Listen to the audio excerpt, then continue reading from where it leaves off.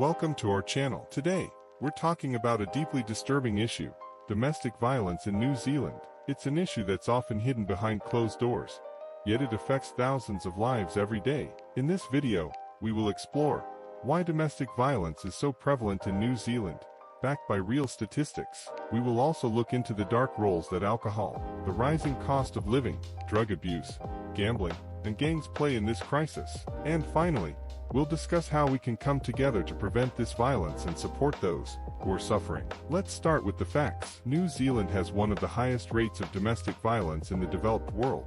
According to New Zealand police, a domestic violence incident is reported every 4 minutes. This means that, on average, police are responding to over 120,000 family violence investigations each year. But these are just the cases that are reported. The real number is much higher because domestic violence is often kept secret.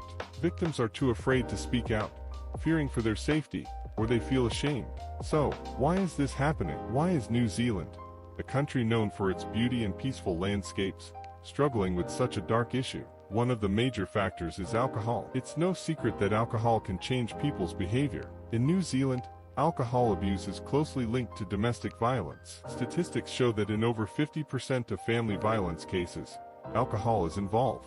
It lowers inhibitions, impairs judgment, and can turn arguments into violent confrontations. When people are drunk, they are more likely to lose control and lash out, both verbally and physically. The accessibility and culture of drinking in New Zealand only fuel this fire. New Zealand has a strong drinking culture, where alcohol is often present at social gatherings and celebrations. But what happens when drinking becomes excessive and habitual? It can lead to aggression, and in a home environment, this often translates into violence. Families suffer the most, as the violence is directed towards those closest to the abuser. Another contributing factor is the rising cost of living. New Zealand is facing a serious housing crisis. Rent prices have skyrocketed, and the cost of everyday goods is going up. For many families, making ends meet has become a daily struggle. Stress from financial hardship can create tension in households, leading to arguments and, eventually, violence. When people feel trapped and powerless due to financial burdens, they may take out their frustrations on their loved ones.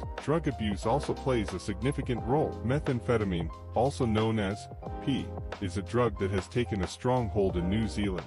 It's known for its highly addictive nature and the aggressive behavior it can cause. Methamphetamine use has been linked to increased rates of domestic violence. People under the influence of drugs are more likely to become paranoid, agitated, and violent. The drug takes over their lives, leaving their families in constant fear of their unpredictable behavior. Gambling addiction is another dark influence. Gambling can destroy lives. It can drain bank accounts, lead to debt, and destroy families. When people lose money gambling, it can lead to arguments over finances. The frustration and anger from losing can result in violence towards family members. The cycle of addiction keeps people trapped, as they continue to gamble in the hope of winning back what they've lost, only to dig themselves deeper into a hole. Then there are the gangs. New Zealand has a growing gang problem, with organized crime groups involved in drug trafficking, violence, and other illegal activities. Gangs often recruit young people from vulnerable backgrounds, offering them a sense of belonging. However, gang culture is steeped in violence and control. Gang members are more likely to use violence in their homes, creating a cycle where the children of these families grow up seeing violence as normal. So, what can be done to prevent domestic violence in New Zealand? It's a complex issue,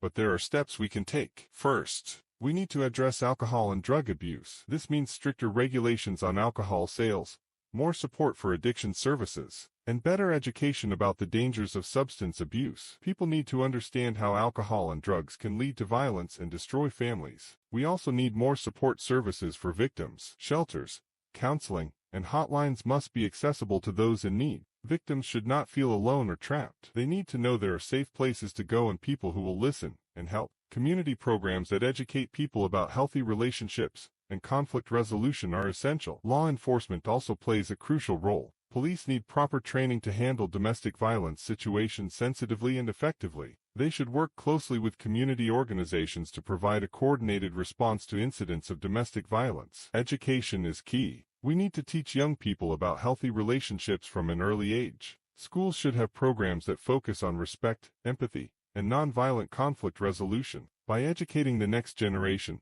we can break the cycle of violence and create a safer future. Ending domestic violence in New Zealand won't happen overnight. It requires a combined effort from individuals, communities, and the government. We must address the root causes: alcohol, drugs, financial stress, gambling, and gang influence. We need to support victims and hold abusers accountable. Most importantly, we need to change the culture that allows violence to continue. Together, we can make a difference. Thank you for watching. If you or someone you know is experiencing domestic violence, reach out for help. You are not alone. There are people and organizations ready to support you. Please like, share, and subscribe to our channel to spread awareness and stay informed about important issues. Let's stand together against domestic violence.